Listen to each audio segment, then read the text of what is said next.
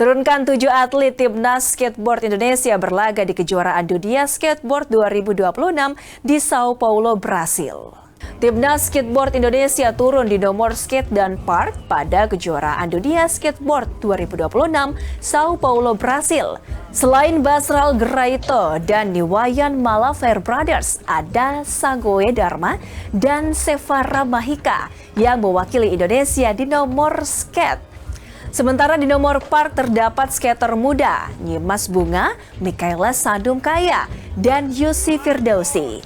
Telah berada di Brasil sejak awal pekan. Perjuangan Basral Geraito dan kawan-kawan akan berlangsung hingga 8 Maret.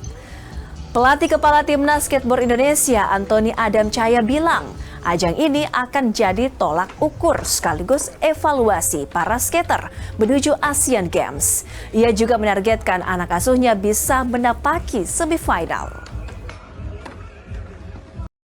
Menjadi acuannya kita untuk di Asian Games karena kita akan lihat bahwa